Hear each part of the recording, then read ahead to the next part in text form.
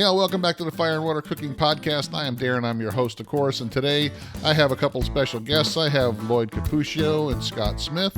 They've been on before, but we all three have something in common. We've all had the MasterBuilt gravity-fed series charcoal grill and smoker, and we're going to discuss those. They've done some unique mods to their grills, and we're going to discuss that. I'll be right back with Lloyd and Scott.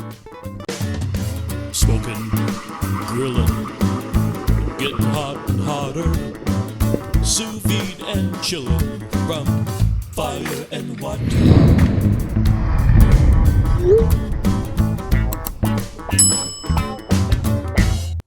Hey all, it's Darren, and I want to take a second to talk to you about the high-powered torches from Grill Blazer, the grill gun and sous vide gun. I was lucky enough to be a part of this project long before it was a Kickstarter, and I love them.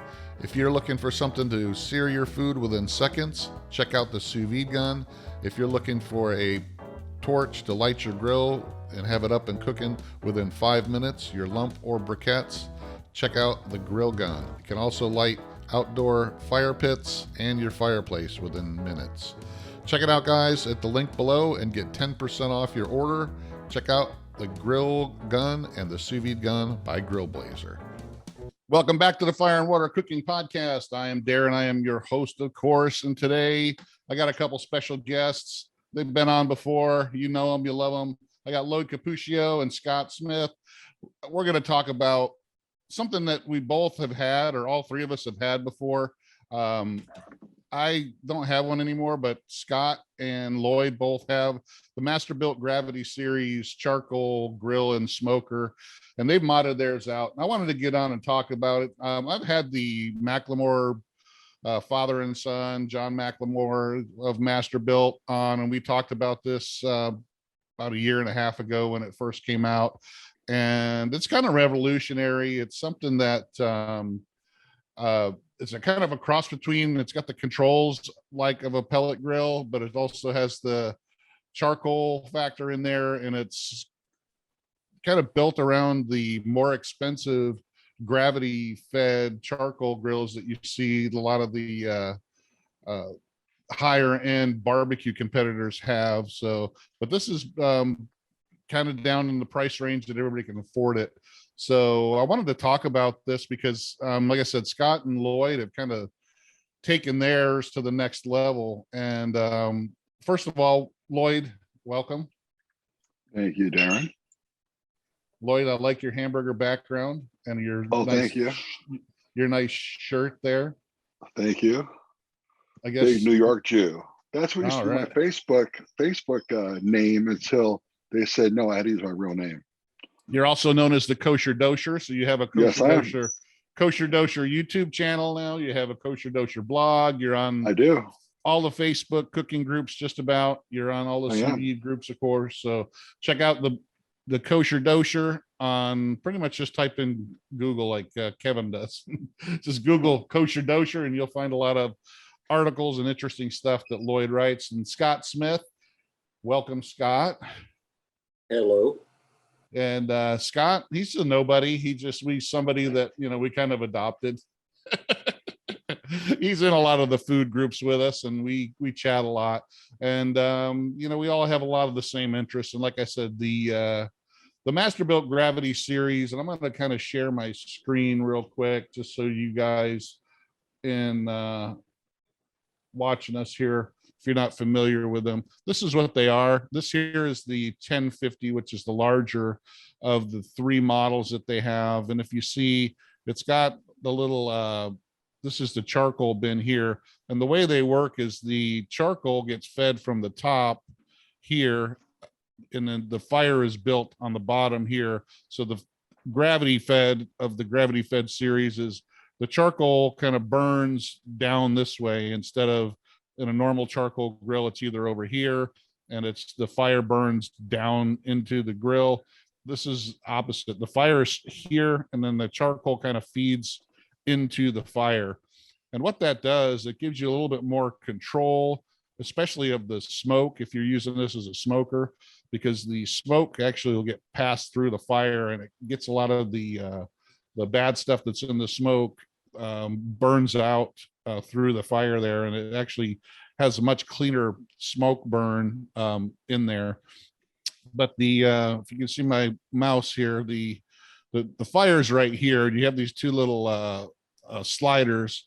So the it kind of goes in the bottom. The fire and the heat goes in through the bottom and kind of works its way into the chamber and around, and it goes back out through the back.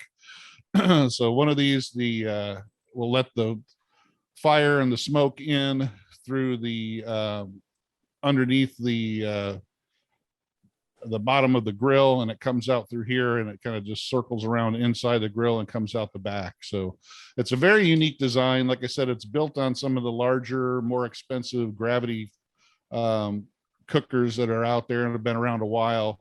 But the engineers at MasterBuilt put this thing together, and one of the MasterBuilt's not known for having a very super expensive unit, so they wanted it to be something that could be at Walmart's or Home Depot's, and every man could afford it, and they did.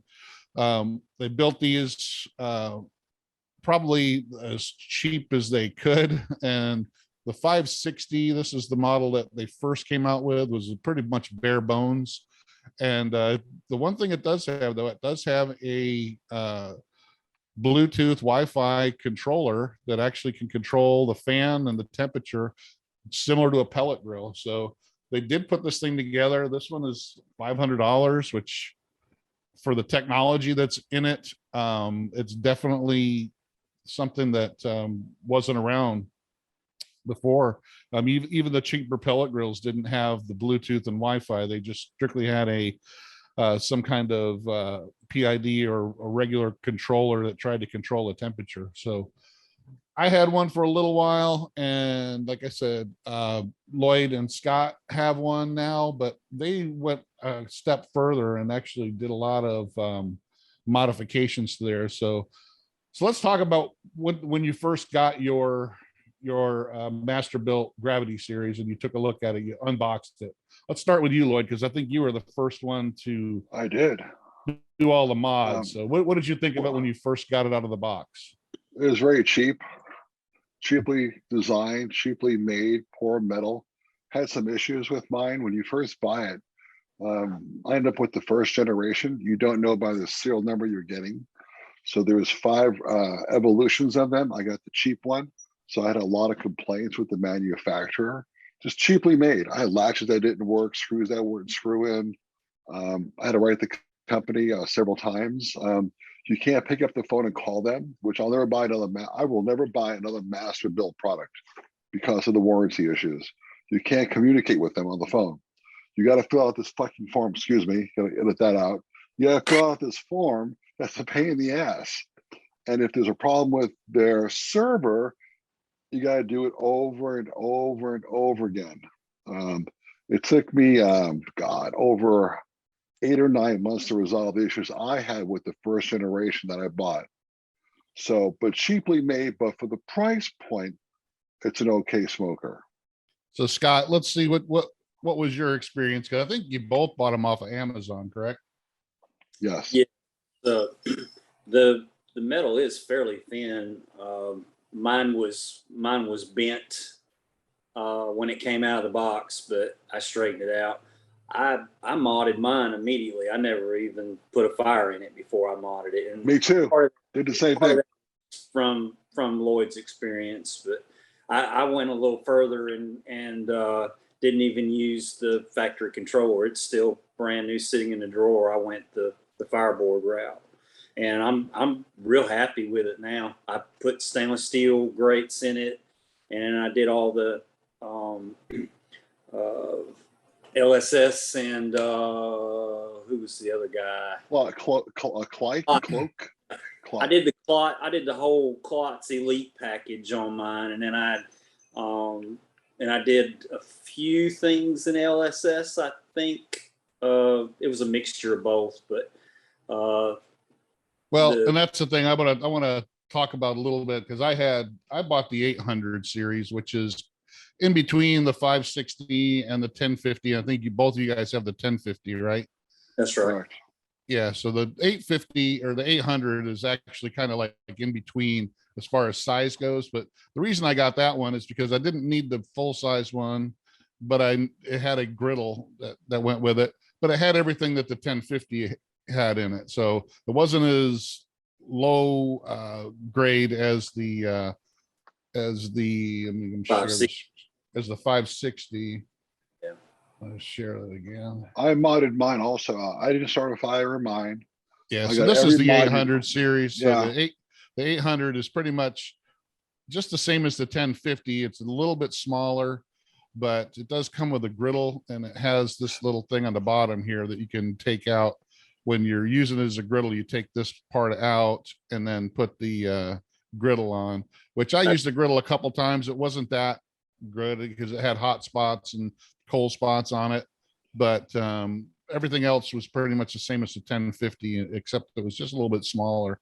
But you know, and I got it at Walmart. It was, you know, on a shelf. I went and took it off the shelf and brought it home, put it together. But I had the same experience as you guys, that, you know, there was some bent pieces. There was a couple missing screws. There was some, Oh, yeah. you know, and it took a long time. It was a dubious effort to put the thing together, just because of all the many different little Yeah. pieces that would run away from you. Well, Even you know, if, Darren, even if I wanted to start a fire in it to begin with, I couldn't because the latch wasn't working. And like Scott, I bought all the mods first before I even started a fire. Plus, I had to get replacement parts from MasterBuilt, which took 5 to 6 weeks. And I yeah, will say that for the price point, it's a good product. But I don't recall another vertical smoker that offered the same benefits as the MasterBuilt. I would have spent three times the amount of money and would prefer a better product. yeah, that's the thing. They're either We they're, spent two grand with all the mods. yeah, What's that? they're either like $8,000 for a if you want a regular, like a full-blown gravity fed. Who makes a gravity fed vertical? Well, they're usually smoker? they're usually like the charcoal. custom. They're usually like the custom, you know, Oh, custom builders, and they don't have Gotcha. the controls on them though. They're strictly like, you know, gotcha. made for wood, you know, like a regular competition smoker. So I they follow don't have the Wi-Fi and Bluetooth controller and a fan. follow It's you. usually just, you know, just a regular, you know, but they're made out of, like, you know, 1/2 inch steel and all I that. wish So Yoder is one of my favorites. Mac 2-star, Weber. Of course, I love Weber. I have a lot of Weber products. I wish they would have taken this concept and ran with it. yeah, and I think the Myself. problem is that, you know, they didn't know if there would be a demand for this type of thing. And most of them, you know, MasterBuilt went in and said, build this thing as cheap as possible. When I had the Macklemores on from MasterBuilt, that's when John Macklemore was running MasterBuilt. The guys, his engineers came and said, hey, we want to build this gravity fed type cooker. And he just said, make it so I can sell it at Walmart.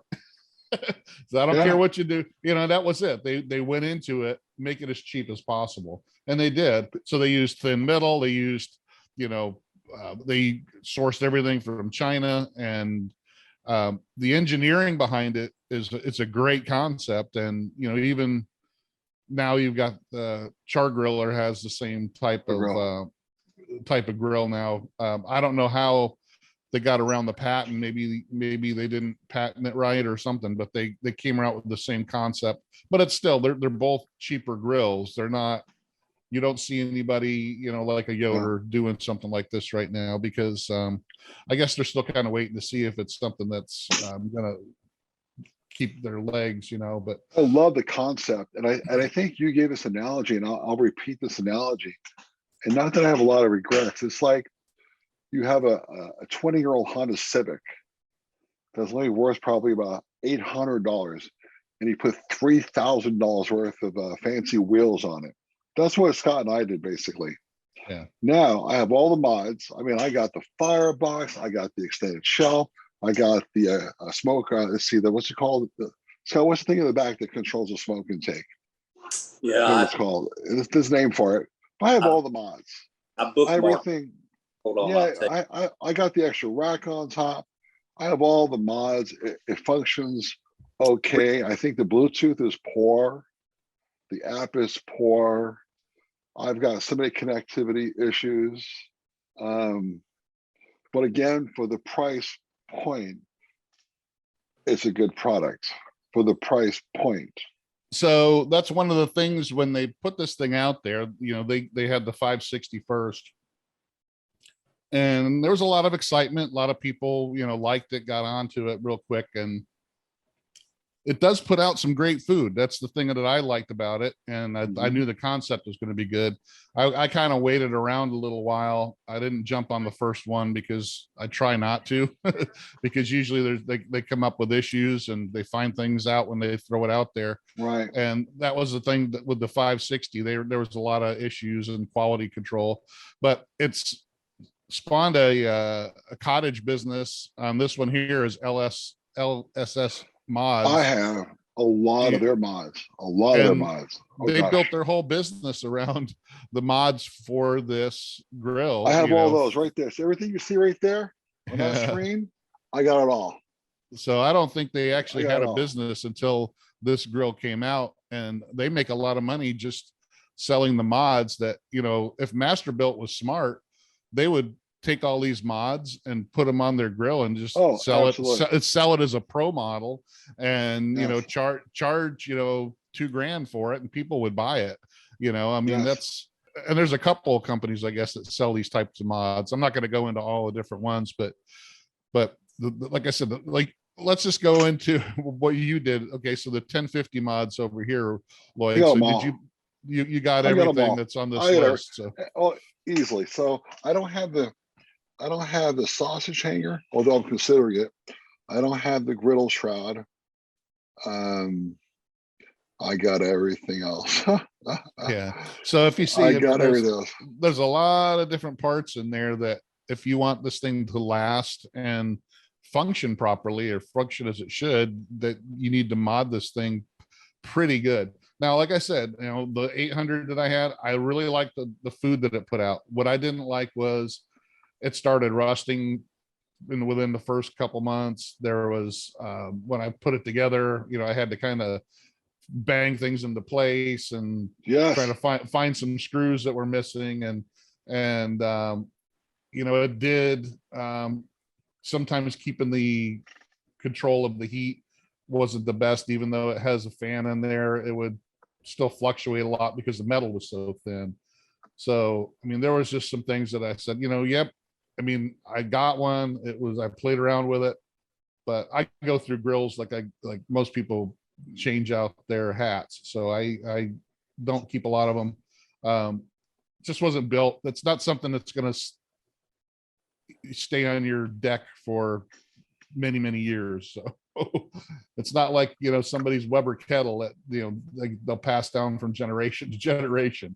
It's cheaply made. It's not made to last forever, but it's a great concept. Puts out great food. Compared to a pellet grill, I think it puts out a lot better food. That you can get a better smoke flavor, and you got similar type of controls. That's what I liked about it. So what about you, Scott? How did you buy all these? And you bought some other mods as well, right? I did the 1050 Elite mod package from LSS, and once I got that, I noticed that the firebox liner was only the lower half. So Klotz had an upper half liner, and then a lid for the top, the stainless steel lid for the top, and the additional gasket seals. So I got those from. I got that. And then I got the damper on the rear, which really helps conserve charcoal, because you don't have all that heat running out the back. You can throttle it back, and it'll run a whole lot more efficiently. Which damper did you get, Scott? Which one? I got the one from Klotz. The where is it here? It's called his 1050 rear vent slide. So I would have gotten that one over the LSS had I known it was available, but I didn't know that. So I got the LSS one. Well, that's the thing too. I know one of the things that when it first came out that was constantly breaking are those little sensor switches on the every door, the lid, the door for your ash basket, and the top door for your charcoal. Those Oh, things yeah. those things would break all the time. And then if they break, the thing doesn't work at all because it thinks the Yes. door's open. So the fan won't work. You can't Oh, control anything. God. So, I mean, it's, Well, let's talk about the cheap freaking temperature gauge in front. What a piece of yeah. crap. Well, you really Warm, don't need that when you got the digital, low. but the digital doesn't work that well either. So, Exactly. So I upgraded that for, like, I think I bought one for the top of the line, most expensive one on Amazon for $20. yeah. $20. But like I They could said, have put that in when there. they put this thing together, John McLemore even said, make it as cheap as you can so I can sell it at Walmart. It's got to be, under $800 or whatever it was. I would have Oh, spent for the so you 560, had to be under $500. So it was a so $499. I Yeah, would and have that's done the that. thing. That's the thing. Like I said, if they actually built the thing right and charged more for it, people would buy it all day long because Mhm, I like the concept. I mean, like I said, mhm. the gravity fed concept it's a winner. It works and it It's produces charcoal. It's it, charcoal. it's charcoal and the way the smoke passes through the heat, it really cleans the smoke up. It's So you don't have to clean. It's worry clean. about waiting for all the impurities to burn off the charcoal and the smoke and smoking wood. I mean, it just produces a much cleaner smoke, and that's why people love the ones that are 10 grand. But there's a way they could have put this thing together, and they still could, but now they're owned by a multi conglomerate company now. I doubt they will, because just the way their whole concept is to be at the Walmarts and Targets and Home Depots of the world. They don't want to be to sell something for like 3 or 4 grand. You're in the specialty barbecue restaurants, or you're a custom grill maker selling it on your own. Like Yoder's, you won't find a Yoder at a Home Depot or a No. Walmart. Yoders are at a specialty barbecue store. They're 3 or 4 grand. Sometimes Yes. more. So I mean, but they But last you forever. So I avoided a pellet because I prefer the taste of charcoal.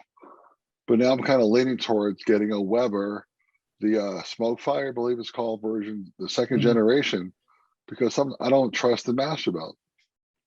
Yeah, and like I said, the technology, that's getting into these grills nowadays, though, and this, like I said, I like everything about this grill except for the quality of that they put all the parts that they're just not quality. They could have took this grill and charged 2 grand for it, and they could have sold Oh gosh. probably not sold as many, but they would have probably made just as much money because they would have made more money on the units Well, themselves, and also, people wouldn't trash them as much. it's So, less technology on it too. With a pellet grill, you've got the firebox, you got the auger that rotates. On a right, vertical smoker, you just got charcoal and a fan. that's it. That's Yeah. all they got. I mean, there's less moving parts on it. So that's why I'm kind of hoping that Yoder, Masterville, Louisiana, the list is huge. Come up with your own vertical smoker Yeah, with good it's technology, good metal. like I said. I Give me, mean, give me a 10 gauge. Give me 10 gauge. You I know? liked the whole concept of it, and like I said, for the price, I mean, it's just like the old gas grills. Back in the day that you'd buy, the $100 gas grill at Home Depot. You knew you were only going to have it a couple of years because everything would rust out. Hope you're But lucky. yeah, but I mean, people just buy them every Memorial Day. Leading up to Memorial Day, you always see them go on sale. What's the gas grill? It's $100 because mine I've had for 2 years is rusted out already. I gotta get something A new. thing about Weber. I have a Weber Genesis. It's my second one. Actually, this one I have right now, I've had 10 years. At about 6 years, I used it 3 or 4 days a week minimum. The inside kind of like burnt out. I called them, I wanted to get a replacement. They said, well, you still had a warranty. They sent me an entirely new topper half of my Weber for free because it was still under warranty. Well, So I love Weber's Web, awesome. Weber is awesome. Weber's gas grills are they're great, and they were probably but what happens is the ones that are $100, like I said, MasterBuilt's whole mindset was, we're just going to make it as cheap as possible so we can sell a boatload of them. And that's like char broiler, char griller, all those ones. Yeah. You go into Home Depot, you look at the Weber's and you look at those, they're totally different. But the Weber is Yeah. you're going to pay $300 or $400 more for it because But the it's warrant, quality. but the warranty is amazing. You Yeah, have issues, and the talk quality to- is a lot yeah, better. quality is way better. I mean, I was using mine 4 to 5 days a week, all the time, every night. You know, they sent me a whole freaking upper top. The entire top was replaced after 5 Well, years. Well, even the Weber kettle is a lot better than some of the cheaper, crappier Oh, kettles gosh. that are out there. You know, you can have a Yes. Weber kettle for 100 years and it looks, you know, you clean it up, it looks brand new. Oh, But yeah. you get some of these other crappy, you know, Australian grill or whatever, you know, you see at Home Depot. The paint job on them is crap. It comes off, they rust So, out, and they fall apart. Also, getting the parts. Also, I bought what the hell was it called? I bought a 5-burner stainless steel gas grill 25 years ago called a Duquesne. Was it a Duquesne? Yeah, I have. believe. Right, and the Duquesne. I couldn't get the parts. The parts were cost prohibitive. It's like, oh my God, what they want for the parts. I bought a Weber Genesis. Parts Right. were easier to replace, cheaper, and better. I think I put 3 sets of burner tubes in my Duquesne. Yes, I did 2. Screwed it, took it to the dump, bought a Weber. But that's the thing, getting back to what you were talking about earlier, the customer service. You know, Weber customer service is excellent. You know, you got these cheapo companies, their customer service stinks. I mean, they know their product's going to break, so they got the cheapest. They got most of it's farmed out to India or China or Mexico. You can barely get anybody to speak English. They put you on hold, and like you said, you can't register for your warranty. They try to make it so hard for you to be able to file a warranty claim that It's a call center that handles probably 50 different companies, and they have a script. Oh yeah, right. Well, and it's like I said, it's just hard for them. They try to make it as difficult as possible for you to file any kind of warranty claim or get any kind of resolution. So, because what they're hoping you'll do is you'll just say screw it and you go out and buy another one, a new one of theirs. So at least though, you could talk to a person. MasterBuilt, you can't talk to a person. Right. And I was telling him I was having issues with the temperature control. It was inaccurate. How do you know that? Well, I had to show them I have a ThermoWorks temperature probes.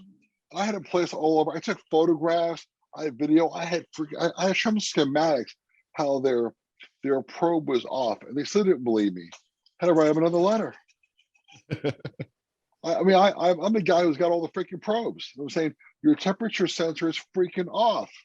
They don't care. The thing's they're like, it only costs you $700, dude. Leave me alone. Yeah, and you can't talk to a person. You got to send them a freaking through their website a warranty freaking. So Scott, you went a step further and you installed the Fireboard controller. So you took off all the standard Bluetooth temperature controller and you installed the Fireboard, which I've seen a lot of people do that. So how much did you pay for the Fireboard itself? So that's adding another $300 or $400 to it, right? Yes, because it was the Fireboard Pro that has the K-type connectors on it. And then there was a company on Etsy that made a 3D printed bracket that goes in place of the factory bracket to house it. I sent you a picture on it. But it's rock solid. It holds temperatures just, you can't ask for any better. I mean, I've saved graphs from it. It's just rock solid.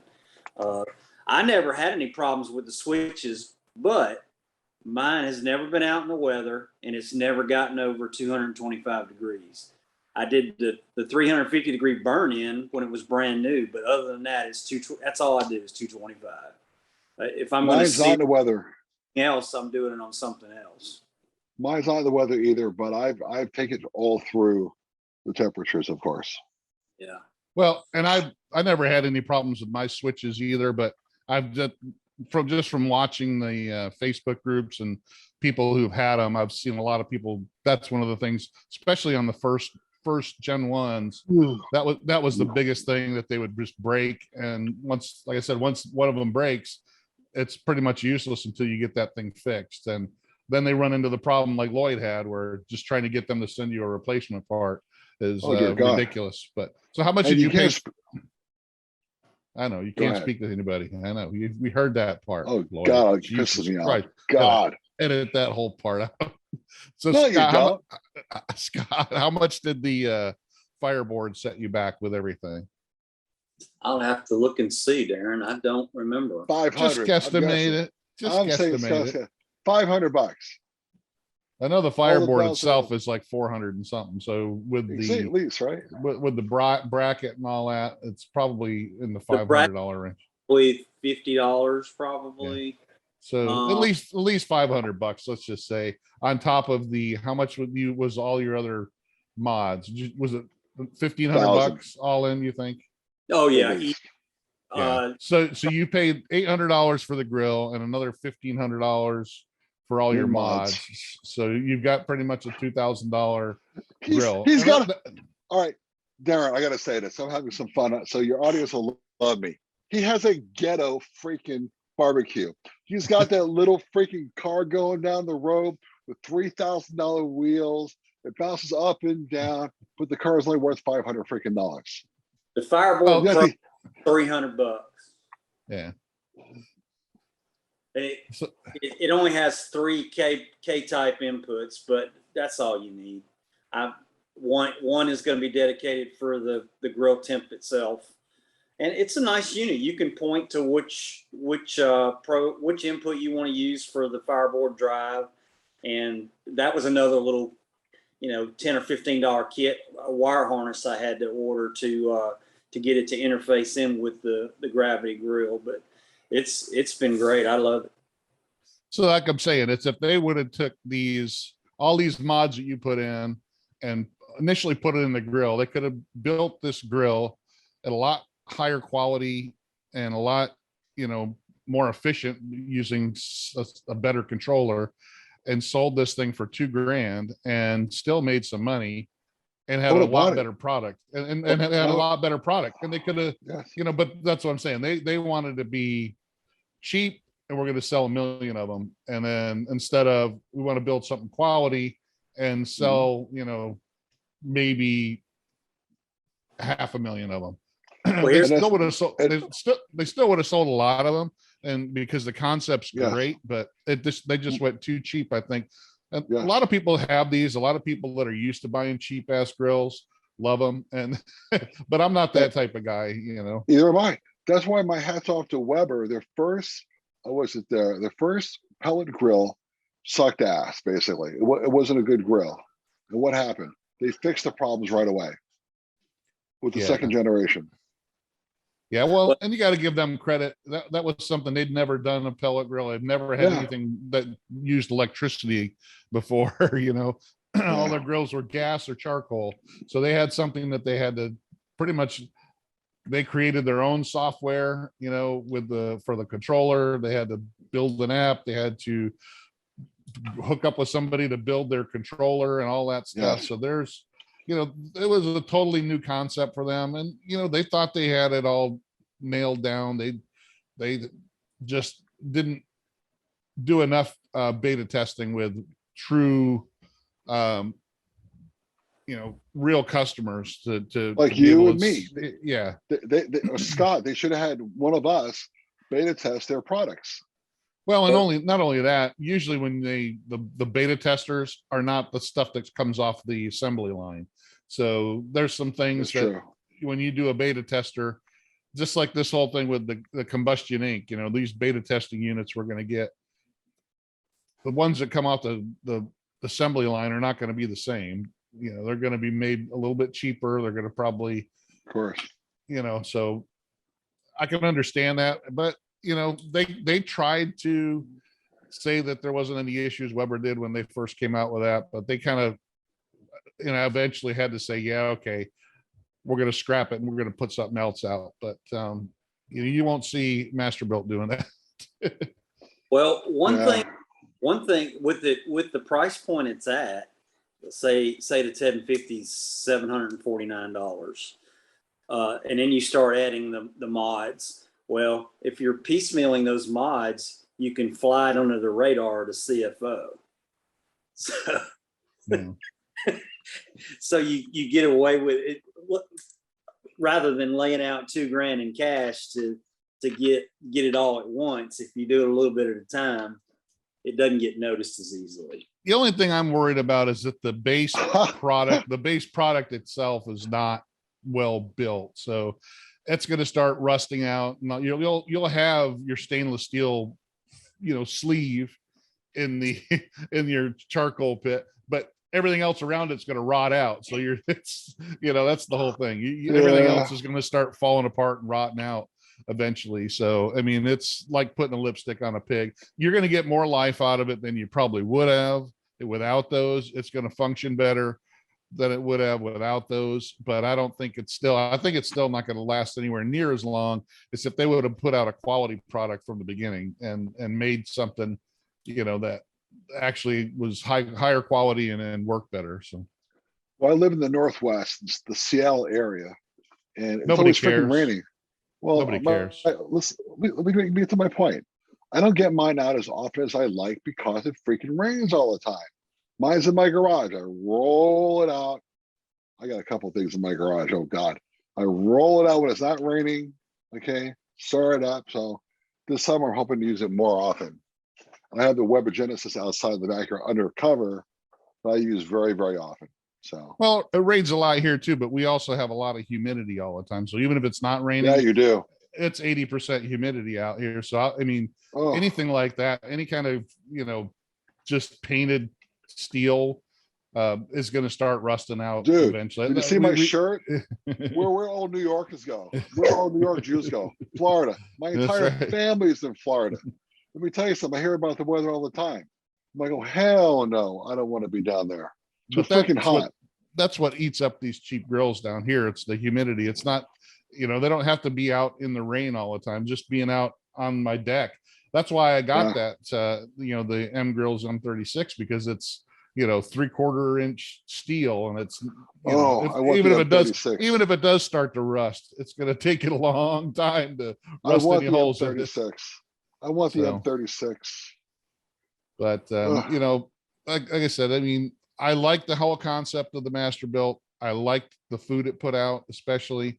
There's just a problem I had with the quality. That's why I don't have it anymore. It started having issues, and I just didn't want to play with it anymore, and I moved on. I do have the Weber Smoke Fire now. I like that. It's probably the best pellet grill I've had. I've had 4 or 5 of them. I had a Camp Chef. I had a couple Traegers. I had the Traeger Timberline, which is their top of the line. And I like the Weber better. I mean, it gets hotter. I can sear on it. It's set up kind of like their gas grills with the flavorizer bars.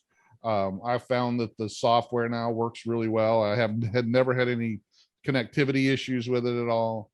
The probes are very accurate. I've double checked them with all. What's your go-to, Darren? You get up on a Saturday or a Sunday, the weekend, whatever. I'm retired, so every day is a Saturday to me. But you basically go out there and you want to fire something up. What's your go-to? Is it? You have a lot of units. You got the Kamado, you got the M36, you got the Weber, you got a lot of units. What's your go-to? I really don't have a go-to. It all depends on how much time I have, what I'm cooking. Yeah, and if it's, especially if I'm doing a video, it's what I want to showcase. But if I want to have fun and just smoke something, for a long time, I'll put it on the M36 because I can use that as a stick burner. I can use it as a charcoal grill. I can use it as a direct Santa Maria type because it has the charcoal basket that goes up and down. So I can do pretty much it goes up. Oh gosh. So I can do pretty much anything with that. But if it's, I want to sear some steaks real quick and I don't want to mess around with light and charcoal, I'll fire up the Weber. Same thing. If I'm going to be in and out of the house a lot and I don't want to sit there and feed sticks into the M36, I'll put the Weber on because I can monitor it and change the temperature from wherever I'm at.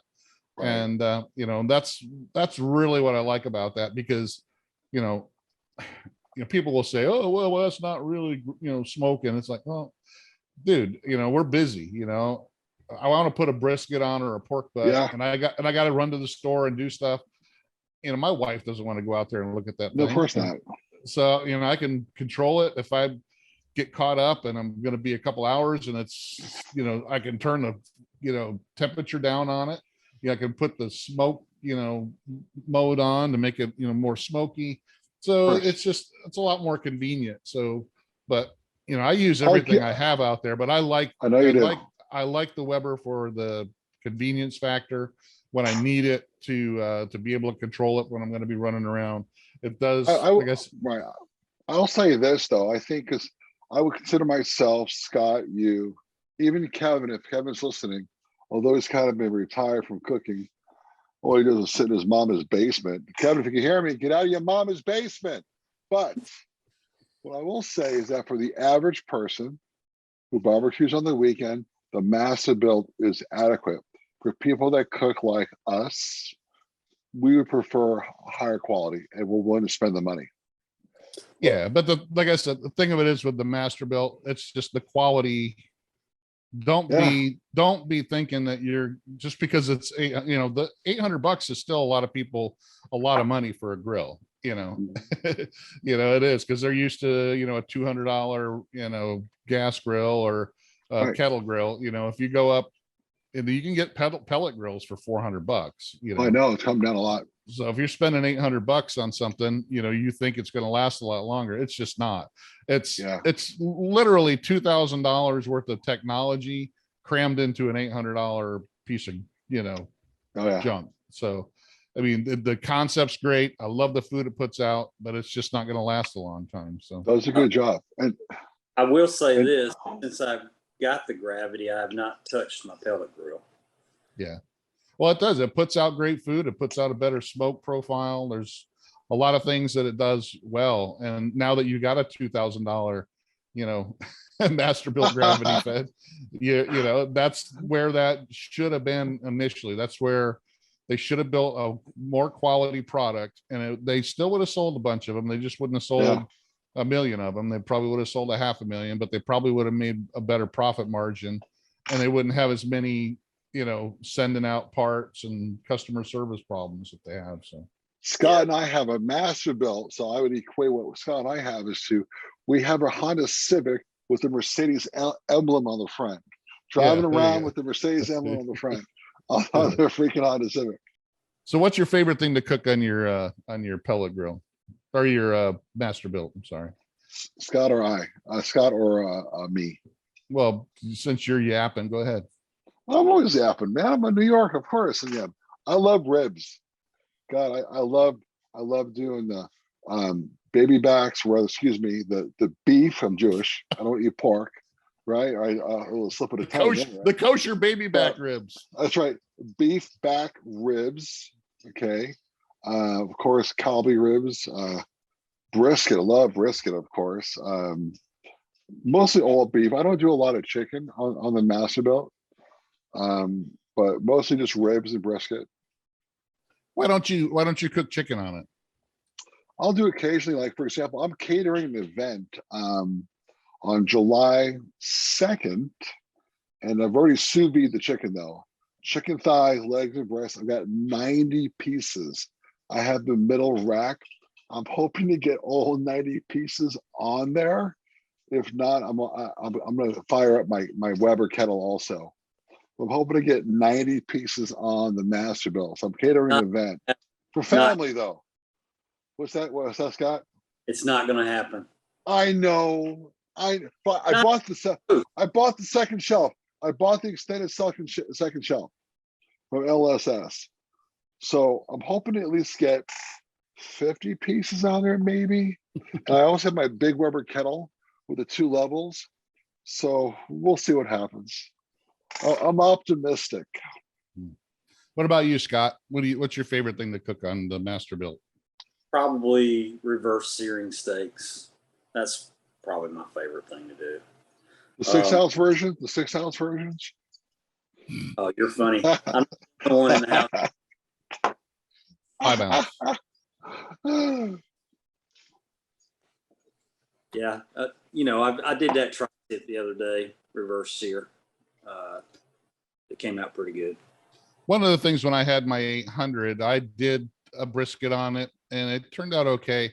The only thing I've found, you have to use a very thick, uh, dense charcoal. If you just use briquettes, you know, to do like an 8 or 10 or 12-hour cook, you have to load some charcoal in it eventually. It's not going to be able to cook a whole brisket on one load, unless you're using, like I said, I did use some compressed briquettes, some of those char blocks.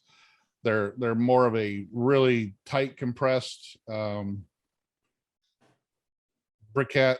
They're not really like you know, the Kingsford that you buy at the store. They're kind of specialty, but or lump charcoal, a really dense lump charcoal like the Kamado Joe that's made out of the South American hardwood. Those will last a good long time. The only problem with lump charcoal is that the different sizes kind of makes it where it doesn't fit in there sometimes as well.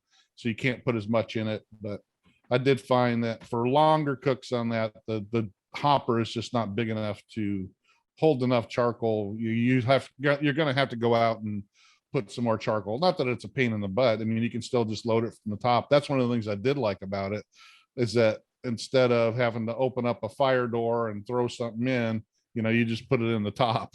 But I did like the fact that you could mix your smoking wood in with the charcoal throughout the whole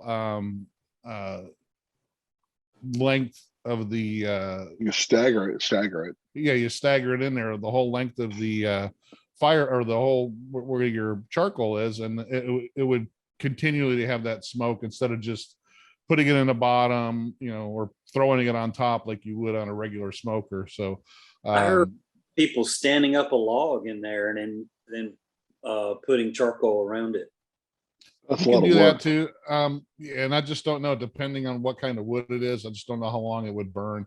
But like I said, I'd cook some low, you know, some long, low and slow stuff on it. And I did some quick stuff. So I did like the fact that, you know, you can load it from the top. And you know, as far as operational, I didn't have many issues with it. Like I said, I didn't have many problems with it, not connected to Wi-Fi or anything like that. More of my issues was it's just the whole overall quality. It started to rust a little bit. There were some other issues I had here and there. Bent, you know, bend it all up, and just when I put it together and all that. But like I said, I just know it's not something that out of the box, it's not going to last a long time. You do have to put some money into it for it to be something that's going to last a while. So like I said, if you put $2,000 in it, like you guys did, that's really where this thing needed to be a really good quality, gonna last you a while product. So That whole underside where the grease drawer is and all that metal is really thin, and those tracks that the drawer slides in, they were all bent up. I had to take pliers and straighten those out to even be able to get the drawer in it. well, Really? I had leaks too. I mean, you know, I don't know what it is, but I had leaks all the time with grease coming down. It would just go down the side and somehow get out. You know, most of it would get caught in there. Did you guys foil yours? Put a lot of foil in there? I got foil No. everywhere. I put foil No. Well, all right, guys. in. It's been nice talking to you. Anything That's else great. you guys Hey, got? Oil Anything on else it, you want? too. I want to say hello to Kevin from his mama's basement. Kevin, hey, how you doing? Get back to cooking. So what else you guys have to say about the MasterBuilt? Is this something you would buy again? Would you buy it again if it were higher quality product and spend $2,000 on it? Obviously you would if you spent the money. I would. Better product. I would probably go a different direction just because I don't know. I think I really want to just build a real fire now for whatever reason. Buy the M36. Exactly. Yeah, that's my goal. We'll get the M36. I would like the M36, and for me, it's not about the money; it's about the wife. Yeah. She divorced me. The Oh my God! 36 with a controller on it would be pretty awesome. Oh God. Oh, I love that. Oh, I guess you could buy I use the ThermoWorks on it. I have my ThermoWorks smoke the How do you- with the fan. billows. With the billows. Does it yeah. work? Does it work on the Yeah. N36? It does, Does but it you work can't. well? You can't use it with a stick burner. You got to put charcoal in the bottom with Okay. with the word. So you do a hybrid smoke where you put charcoal in and then throw Wood your on top. logs on top, because you don't want if it was just a wood fire, it wouldn't be able to control it. You need that run full blast the whole time. So the ThermoWorks billows works well with the M36. Yeah, there's actually a little there's Okay. a spot for it. So So you have the best of both worlds. yeah. Yeah, I can use it as a stick burner. I can use it as a charcoal smoker with that. I could use it as a Santa Maria with the charcoal pit on that's on the top Oh, wow. level that goes up and down. It's got a little searing box on part of it where I can just put charcoal and get it right up close to the grate. All right, So cool. I mean, it pretty much does everything that you would want it to do, but it does cost some money. I mean, it's built to last. It's one of those things you pass it down to your family, because it's going to last you a long time. I mean, I take it you're going to say- hang on to that one. Hmm? I take it you're going to hang on to that one. yeah, it's just too heavy to move. I'm not. Yeah, it weighs like a few hundred pounds. Yeah, it weighs about 800 pounds. So it's 800 God. pounds. Dear It's God. solid. It's solid steel. I mean, thank God it's on wheels. So. Damn. All right, guys, thanks for joining me. I appreciate it. You guys have the experience with the mods, and like I said, we've all had the MasterBuilt. You guys had the mods, so I wanted to just touch base on that, because I think a lot of people are going to get a lot out of that. So if they want the mods, all you got to do is type in MasterBuilt mods, and you'll get a couple different websites that have those. Like I said, it started a cottage business, just for these grills, that people buy these mods so they could actually make them work well. But thanks again for joining me, Lloyd and Scott. Hey, make sure you thanks, Darren. check out the Kosher Dosher. Just type in Kosher Dosher in Google, and you'll find his blog, all kinds of cooking. Scott, he doesn't do anything, so don't even type in his name. His name's John anyway. But thanks for joining me, guys. I appreciate it. We'll see you again. I'm sure talk about some other grilling, smoking, cooking stuff, but I really appreciate it. Thanks for joining me on the Fire and Water Cooking channel. And Bye, guys. I will see you again on the next one. Enjoy. Well, thanks again for joining us, guys, on the Fire and Water Cooking podcast. I want to thank Lloyd and Scott again for participating with their experience on the MasterBuilt Gravity series and the mods. Check them out below in the links. You can check out all the mods in the Gravity Built series as well. Thanks for following us on Facebook, Instagram. Make sure you check out the Fire and Water Cooking website at www.fireandwatercooking.com. I'll see you again on the next Fire and Water Cooking podcast.